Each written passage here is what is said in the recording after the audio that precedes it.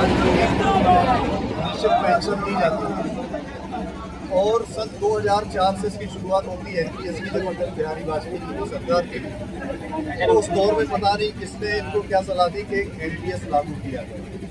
NPS दोनों जो Indian के संगठन है NFIR AIR ये राष्ट्रीय रेलवे कर्मचारियों के संगठन है, मान्यता प्राप्त संगठन। कर्मचारियों ने इन पर भरोसा किया और 2004 में इनके सहमति से एनपीएस लागू किया। जब एनपीएस लागू किया, जब इसकी विवेचना की गई, इसके अंदर इतनी खामियां थी कि कर्मचारी ने इन पर दबाव बनाना चालू किया और उस एनपीएस को लागू हुए लगभग 20 वर्ष हो गए। आज 2024 चल रहा है, 2004 में लागू हुआ था। कर्मचारियों ने निरंतर इनके ऊपर दबाव बनाया कि हमको एनपीएस नहीं, ओपीएस चाहिए। सरकार दबाव में आई, बात करने को तैयार हुई।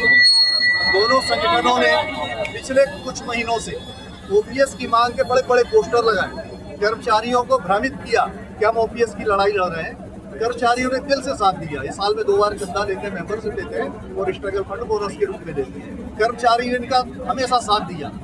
अभी जब आखिरी मौका आया कि ओपीएस को लागू कराना चाहिए था, इन्होंने सरकार के साथ बैठ के दलाली की और एनपीएस की जगह ओपीएस को छोड़कर यूपीएस यूनिफाइड पेंशन स्कीम को सर्वसम्मति से पारित कर दिया। जब कर्मचारी के पीछे मैसेज आया कि ओपीएस छोड़कर यूपीएस लागू किया गया, तो जब उसके फायदे और नुकसान को देखा गया तो ये पाया गया कि इसमें तो एनपीएस से भी बदतर स्थिति है। इसमें कर्मचारी अपना पैसा कम किन कंडीशन में निकाल सकता है। ओपीएस में पहले ये था कि हमारा जो पीएफ जमा होता था, जरूरत पड़ने पर हम 75% उसको कभी भी निकाल सकते थे, अपनी बीमारी में, शादी में, बच्चों की एजुकेशन में। एनपीएस में ऐसी कोई व्यवस्था नहीं है। मैं खुद एनपीएस में आता हूँ, मेरे अकाउंट में 23 लाख रुपए बताया गया था। अभी मेरी बेटी की शादी होना तो मुझे उम्मीद थी कि 4-5-6 लाख रुपए मिल जाएगा। जब मैंने निकाला तो मात्र 1,35,000 मुझे मिला 23 लाख में से। तब मुझे भी ये समझ में आ रहा है कि जब ये घटना मेरे साथ हो रही है तो जितने कर्मचारी हैं ये सबको ये भोगना पड़ेगा। ये असुरक्षा है इसमें यूपीएस के अंदर, एनपीएस से भी ज्यादा घातक है। इसमें किसी चीज का वर्णन नहीं है। रिटायर होगा आदमी, उसको कितना ग्रेजुटी दी जाएगी, किस हिसाब से उसका हिसाब किताब किया जाएगा।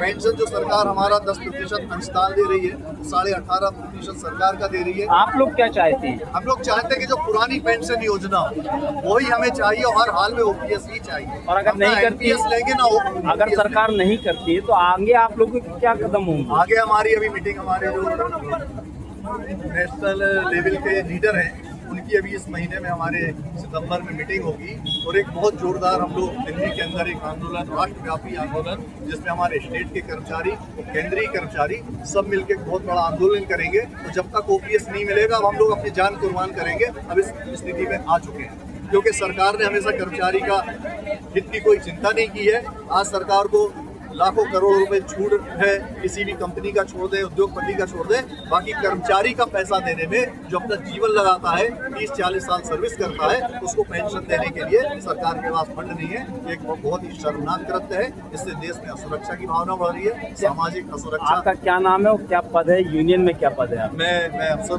इंडियन शेड में हूँ, वर्कर्स यूनियन का मैं कार्यकारी अध्यक्ष हूँ मंडल का।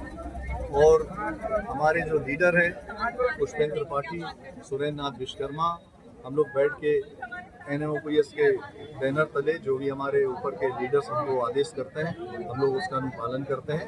और आपको मैं फिर से कहना चाहता हूँ कि ओपीएस लिए बिना हम मानेंगे नहीं। और दूसरी बात यह है कि जो दोनों यूनियनों ने हमारे साथ गद्दारी की है, हम पूर्ण रूप से इनका बहिष्कार करेंगे। हम अपना जनप्रतिनिधि ने किसी हाल में नहीं मानेंगे।